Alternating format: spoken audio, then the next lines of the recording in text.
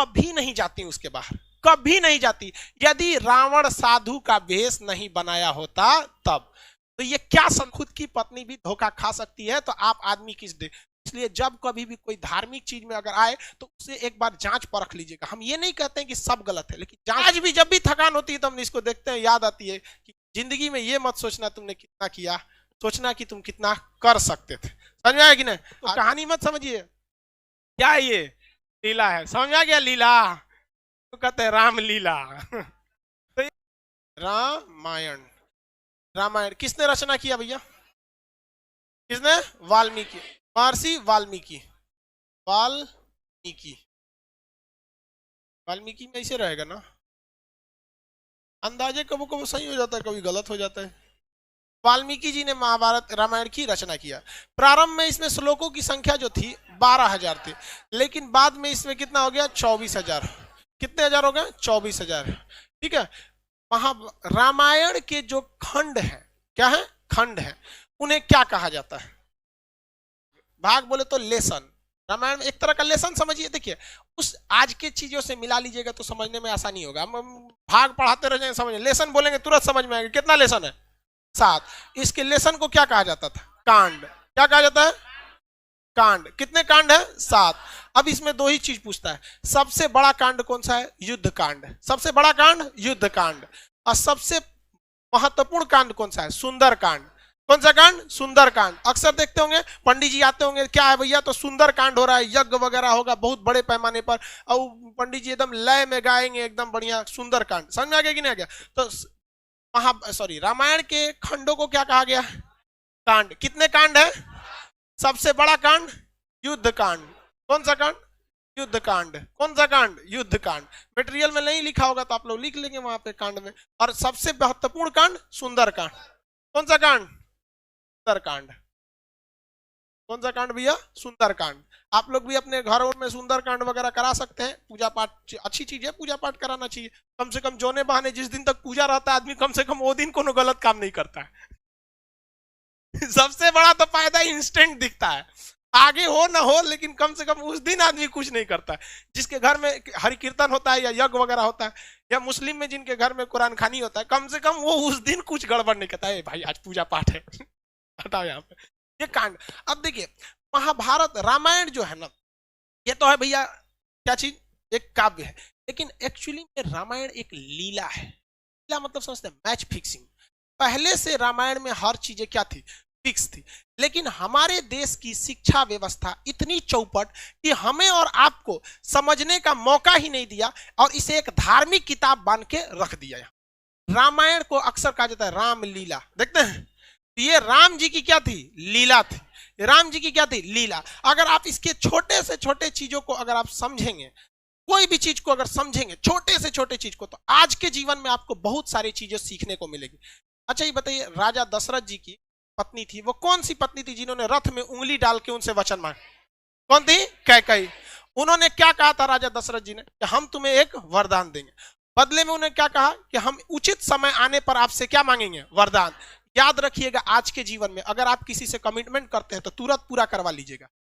ऐसा मत कहिएगा कि उचित समय आने पे हम तुम्हारे लिए करेंगे, वरना आने वाले समय राजा दशरथ जी की मृत्यु का कारण भी बने थे राम जी का वनवास। कौन बर्दाश्त करेगा वहां पे? राम जी का। लक्ष्मण जी को तो वनवास नहीं था, वो तो साथ में चले गए थे, भाई के स्नेह में चले गए थे कि नहीं? तो ये आप इसका ध्यान रखें। ये क्या चीज था? ये आने वाले कलयुग के लोगों को दिखाने के लिए एक प्रेरणा की स्रोत थी। कि देखिए, आज उन सबको पता था भगवान जी को आने वाले समय में एग्रीमेंट वगैरह बहुत होगा, बिजनेस आगे जाएगा, जीएसटी उष्टी, तो कैसे खुल के थोड़े बोलेंगे कि एग्रीमेंट में ऐसे मत करना। वो दिखाया गया था कि इस लीला को समझिए, और अपने आने वाले जीवन में 100-200 साल, हजारों साल बाद आप इस जीवन में याद रखिएगा कि अगर आप किसी के प्रति एहसानमंद है तो उसका एहसान तुरंत चुकाइए। उसको अगर फ्यूचर पे टालेंगे तो हो सकता है कि आपको ऐसा जगह आके चोट देगी, फिर आपको भी काम खत्म हो जाएगा। यहाँ पे तो अभी याद रखेंगे, यहाँ पे आप इस रामायण में बहुत सारी चीजों को देखेंगे जो आज के वक्त में आपको अपने जीवन में बहुत काम देंगे। जब लक्ष्मण जी हिरण को ढूंढने गए थे, वो एक क्या किए थे? लक्ष्मण रेखा खींचे थे, और सीता जी से क्या कहते कि सीता जी आप इसके बाहर नहीं जाइए। कभी नहीं जाती उसके बाहर, कभी नहीं जाती। यदि रावण साधु का वेश नहीं बनाया होता तब। तो ये क्या संदेश देना चाहता है? कि हर साधु के वेश में समझा आया हुआ व्यक्ति सन्यासी नहीं होता है। कलयुग के वेश में अगर कोई भी आपका साधु बन के आता है तो हो सकता है कि वो आपके लिए लक्ष्मण रेखा पार कराने के लिए आया है। इसलिए आंख बंद करके भरोसा नहीं कीजिएगा, क्योंकि सीता जी जैसी जब वो भगवान की पत्नी जब धोखा खा सकती हैं तो हम जैसे तुच्छ मानव लोग की औकात कौन सी औकात है हमारी। और आज भी देखिए आपको तांत्रिक लोग किसी किसी नाम पे आपको ठगेंगे। ये एक लीला है, लेकिन हमारी सिस्टम में जब अंग्रेज आए थे तो इस तरह से पढ़ा के गए कि हमारे और आपके दिमाग पे एक ताला मार दिया कि बौद्ध ग्रंथों में कुछ भी है तो आप इसे नहीं पढ़ेंगे, क्योंकि आपके दिमाग पे ताला मारा गया है कि आप हिंदू हैं, आप मुसलमान हैं, आप सिख हैं। अरे भाई, महात्मा बुद्ध ने कह के गए थे क्या कि हमसे तुमको कोई भी बौद्ध लोग ही हमसे अपनी तमन्नाओं को मांगना या हमारी मन्नत मांगना, अगर कोई मुस्लिम या हिंदू हमसे कोई प्रार्थना करेगा तो हम पूरा नहीं करेंगे? क्या मर्यादा पुरुषोत्तम राम कहते क्या कि अगर हमसे कोई सच्चे दिल से मुस्लिम अगर हमसे अपनी प्रार्थना करेगा उसने मुसीबत में तो हम उसकी पूजा नहीं, की प्रार्थना को नहीं सुनेंगे, कहेंगे भाग तू मुस्लिम है? क्या कहेंगे? नहीं। लेकिन हम लोग 200 साल तक अंग्रेजों के गुलाम रहे। देखिए, मुगलों के वक्त में भी हमारी संस्कृति पे आँच आई थी, मुस्लिम शासक के वक्त आई थी, लेकिन उन लोग की सोच दूरदर्शी नहीं थी, वो केवल हमारे सामाजिक क्षति की है। लेकिन जब अंग्रेज का शासन आया ना, मेंटली बर्बाद कर दिया सब, जिसका खामियाजा आज भी हमें भुगतना पड़ता है। जबकि ये साफ संदेश था राम जी का कि देखिए हमारी खुद की पत्नी भी धोखा खा सकती है, तो आप आदमी किस दे। इसलिए जब कभी भी कोई धार्मिक चीज में अगर आए तो उसे एक बार जांच परख लीजिएगा। हम ये नहीं कहते हैं कि सब गलत है, लेकिन जांच परख जरूर लीजिएगा।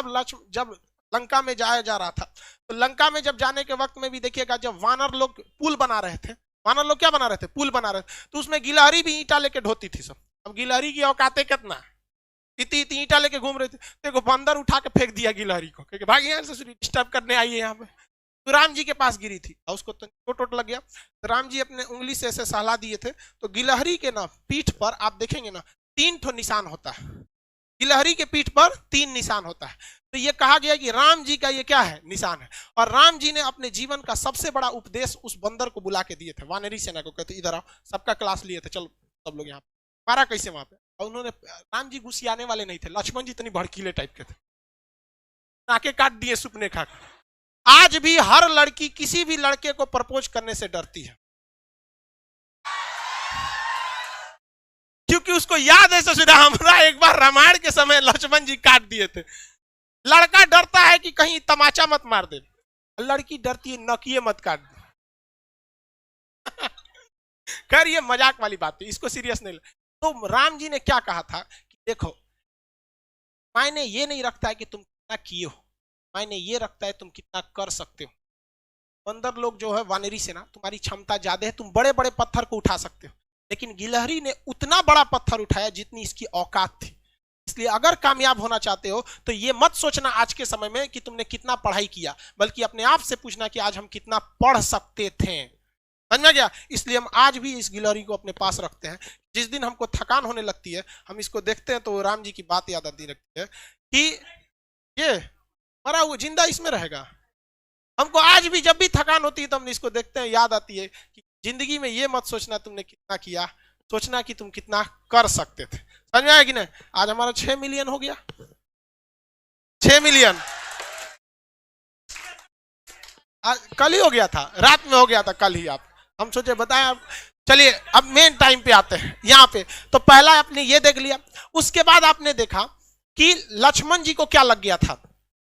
तीर लग गया था, और शक्ति बाण के नाम से वो तीर था, बहुत खतरनाक, उसमें मंत्र वगैरह था। पहले के समय में तीर खतरनाक नहीं थे, मंत्र खतरनाक थे, उसको कुछ पढ़ के मार देता था रावण वगैरह, मार यहाँ पे। तो आप जरा देखिए, राम जी के अपने भाई को जब तीर लगा था तो राम जी विष्णु भगवान के अवतार थे। एक बार राम जी उस तीर लगे हुए जगह पे हाथ रख देते तो क्या वो जख्म सही नहीं हो जाता? हो जाता कि नहीं? लेकिन राम जी तो भैया ठहरे भगवान, उन्हें पता था कि आने वाले कलयुग में बहुत सारे ऐसे तांत्रिक घूमने लगेंगे जो कहेंगे कि मर्यादा पुरुषोत्तम राम ने जो मंत्र पढ़ा था, मैं उसी मंत्र को पढ़ के आपके AK-47 का गोली लगा है साफ कर देंगे, बिच्छी काटा है साफ कर देंगे, सांप काटा है साफ कर देंगे। इसलिए राम जी अपने भाई को तड़पते हुए छोड़े और कहें हनुमान जी को कि जाइए आप हिमालय से संजीवनी बूटी लाइए, जो हनुमान जी को दिखाता है कि यदि समय रहते अगर आप मेडिकल सुविधा ला सकते। आज के समय में अगर आप देखेंगे, मजाक में सेंस में ना लेंगे तो आज के समय में वो एम्बुलेंस को दर्शाता है। आप इसे मजाक के सेंस में ना लेंगे तो आज के समय में एम्बुलेंस को दर्शाता है और मेडिकल दवाओं को दिखाता है कि अगर आपको कोई तकलीफ है तो आप तुरंत जाइए डॉक्टर के पास, देर मत कीजिए और दवाइयां लाइए। वरना राम जी को क्या, आपको क्या लगता था राम जी के पास शक्ति ना है? अरे भाई साहब बड़का बड़का लीला करके यहाँ पे वहां जो दिखाता है। लेकिन आज के समय में हम लोग, क्योंकि भारत अंग्रेजों को पता था कि भारतीयों का शास्त्र में ऐसा चीज है कि अगर ये सचुरा पूरा अच्छा से जान जाएगा सब ना तो हमारे इंग्लैंड को पीछे छोड़ के चल जाएगा। लेकिन उन्होंने इस चीज को दबा दिया, रामायण को केवल किताब रख दिया, ना कि उसे केस स्टडी में बता दिया। जबकि हार्वर्ड ऑक्सफोर्ड जैसी यूनिवर्सिटी में ये सब चीजों को केस स्टडी पे पढ़ाया जाता है कि देखो राम जी ने क्यों नहीं उस चीज को सही किया, क्योंकि इसका 800 साल 200 साल 1000 साल बाद क्या असर पड़ेगा। उस ससुरे हमरे किताब पढ़ के आगे बढ़ गए सब, हम लोग को थरिया थमा दिया, तू रामायण पे लड़, तुम महाभारत पे लड़, हम हिंदू तुम मुसलमान तुम सिख तुम ईसाई। लेकिन आज भी हम लोग नहीं समझते हैं इस चीज को, आज भी आप लोग समझिए इस चीज को। और दूसरा देखिए, आप आगे हर चीज को अगर आप देखेंगे, बहुत सारा चीज का रामायण महाभारत उसमें देखेंगे आप, रावण मारा गया क्यों? अपने भाई को क्या किया था, बता दिया था। जबकि रावण नहीं मारा जाता अगर वो अपने भाई को नहीं बताता कि मेरी नाभि में अमृत। इसलिए ये क्या दर्शाता है, ये यही दर्शाता है कि अगर आप किसी राज को चाहते हैं छुपा लेना, इसका सबसे अच्छा तरीका है कि किसी को ना बताएं। क्योंकि अगर आप अपने करीबी को कोई राज बताते हैं तो करीबी का भी कोई ना कोई करीबी होता है। इसलिए अगर आप चाहते हैं तो किसी को ना बताएं, स्पेशली महिला को तो बताइए मत। आप बुरा मानिएगा लेकिन ये चीज हकीकत है। किसी महिला को बताइएगा ना, हाई बात मत बताना, तो अपनी सहेली को बताएगी और उसको भी कहेगी किसी को बताना नहीं, और वो पूरा लॉज पीट देगी हल्ला, और सबको यही बात कहा जाएगा किसी को बताना नहीं। पहले के वक्त में मीडिया नहीं था तो महिलाएं ही मीडिया का काम करती थी। कोई खबर पहुंचाना है एगो दादी को कह दो, पूरा मीडिया का काम हो। तो इस चीज को आप समझिए, ये केस स्टडी है। राम जी बड़ा बड़ा लंका जलाया गया, ये हुआ, ये सारा चीज। लेकिन जब वनवास काट के जब वो घर आए, तो घर पे आए तो सबको पता है कि सीता जी 83 दिन तक लंका में थी। लेकिन रावण को श्राप भी तो था कि अगर वो सीता जी को गलत नियति से टच भी करता है तो भस्म हो जाएगा, था कि नहीं था? पूरी दुनिया जानती थी कि सीता जी एकदम पवित्र है। लेकिन जब वो अयोध्या पहुंची तो राम जी लोगों ने सवाल उठा दिया कि सीता जी को अग्नि परीक्षा देनी पड़ी। सवाल उठाया गया था कि नहीं उठाया? तो राम जी कभी नहीं चाहते थे कि वो अपनी पत्नी को, जगत जननी मां सीता को, वो अग्नि परीक्षा में बैठाएं।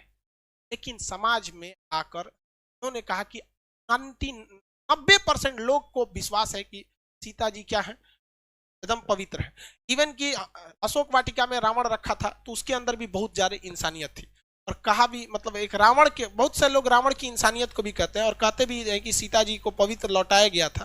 तो ये राम जी की मर्यादा, राम जी की बहादुरी तो थी ही, लेकिन इससे कहीं ज्यादा रावण की इंसानियत भी थी। और जो दशहरा के दिन रावण को जलाते हैं तो एक कोटेशन आता है, ये रावण भी बोलता है, मुझे आग लगाने वालों जरा ये बताओ इस भीड़ में राम कौन है। लेकिन हम लोग दशहरे में उस रावण को जलाते हैं। हकीकत देखिएगा तो उससे नीच और आदमी आज हम लोग बन के बैठे, हम लोग से कहीं ज्यादा इंसानियत उस रावण में था उस वक्त में। लेकिन राम जी अयोध्या आए ना तो 90% लोगों को पता था, 90% लोग खुश थे कि आज हमारे मर्यादा पुरुषोत्तम राम आ गए। लेकिन उस समय भी लोगों की कमी नहीं थी, लोग की कमी उंगली उठाने की नहीं थी। लोगों ने भगवान पर उंगली उठा दिया और भगवान ने सोचा कि चलो ना हम अग्नि परीक्षा दे देंगे, जगत जननी मां सीता तो पवित्र ही है, अग्नि परीक्षा में क्या हो जाएगा, सफल तो हो ही जाएंगे। हुआ भी वही, मां सीता अग्नि परीक्षा में बैठी और कहा गया भैया अगर पवित्र रहेंगी तो आग नहीं जला पाएंगी और अब अपवित्र है तो आग जला देगी। क्या सीता जी को आग जला पाई थी? नहीं। लेकिन हुआ क्या उसके बाद, जब सीता जी आई तो रो दी। मुझे दुनिया से मतलब नहीं था, ये राम जी आपसे मतलब था। राम जी आपने ही जब हम पे कह दिया अग्नि परीक्षा के लिए तो ये दुनिया मेरे किसी काम के नहीं। वो धरती माँ से जन्मी थी और धरती माँ में समा गई। जो क्या दर्शाता है कि जीवन में आप कितने भी बढ़ जाइएगा लोग आप पे उंगलियां जरूर उठाएंगे। जब राम जी को नहीं छोड़ा लोगों ने उंगली उठाने में तो हमारी और आपकी क्या औकात है।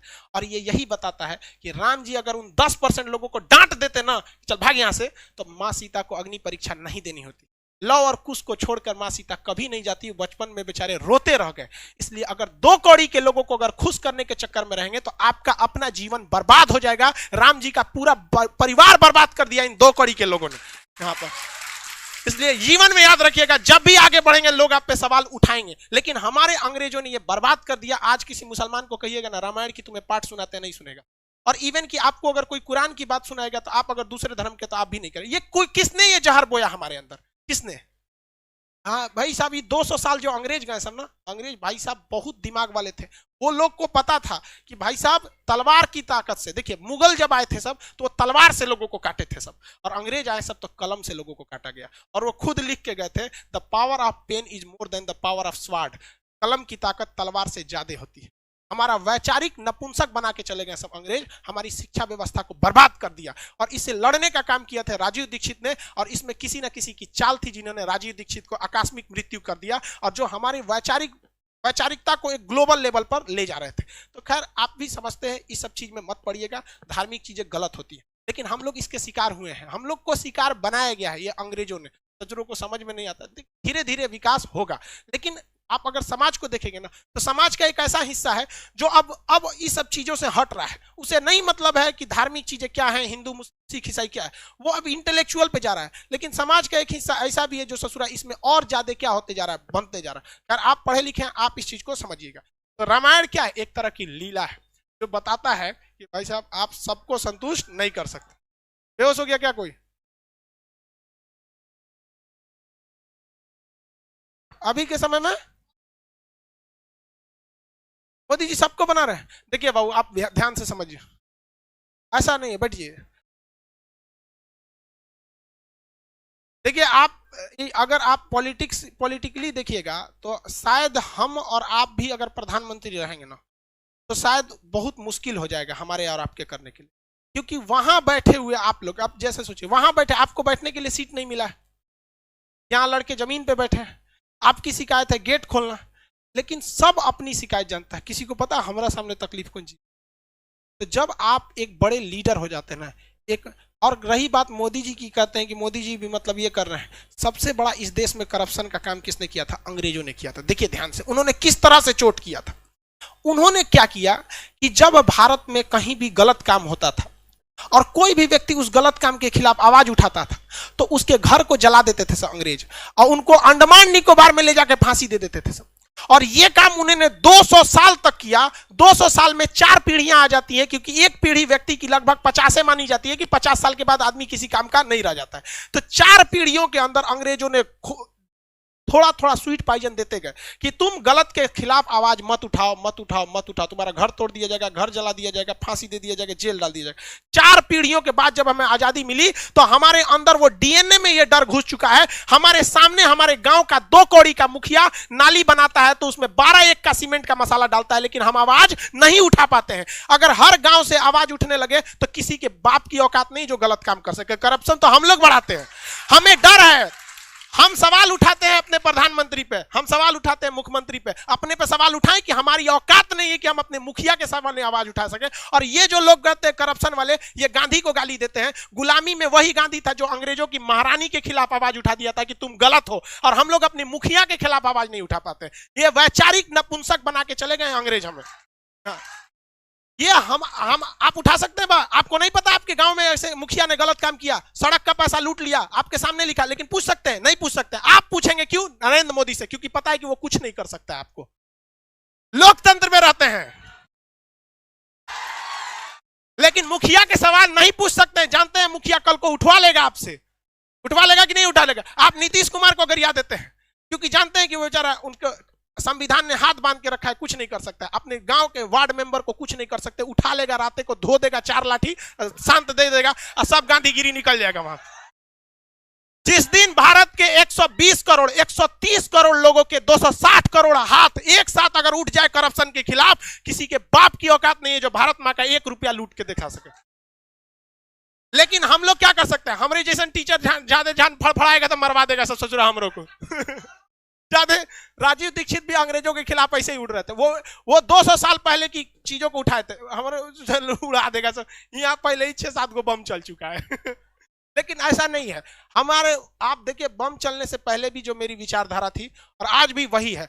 हम जितना हो सके अंग्रेजों ने जो जहर दिया था उसको निकालने का हम काम करेंगे। आखिरी सांस तक जब तक रहेगा, इन अंग्रेजों की जो वैचारिक गतिरोध हमारे साथ दे के गए हैं उसे निकालने का कोशिश करेंगे। एक भी भारत मां के संतान को अगर हम सही रास्ते पर लाएंगे तो हम समझेंगे मेरा जीवन सफल हो गया।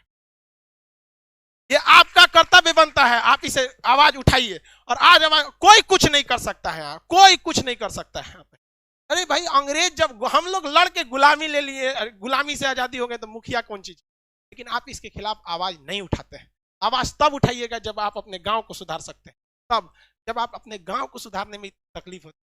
अरे देश के प्रधानमंत्री को देश सुधारने में कितनी तकलीफ होती है, बहुत टाइम लग, किसी की बात करते हैं। हमको मोदी जी से कोई एक वीडियो बनाए थे हम, लड़का कमेंट किया था, सर आप मोदी जी के भक्त हो गए, तो नीचे एक लड़का उसका रिप्लाई दिया था, कल वाला वीडियो देख लो।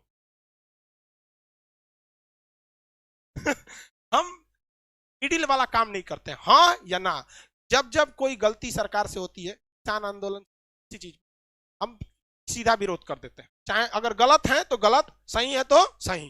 बीच वाला रास्ता हम अंग्रेज वाला काम नहीं करते हैं, तू नहीं होता है। आप भी आवाज उठाइए। तो आप मेरे ख्याल से आप रामायण समझ गए, हाँ, इसको कहानी मत समझिए। क्या है ये? लीला है, समझ आ गया लीला, तो कहते हैं राम लीला।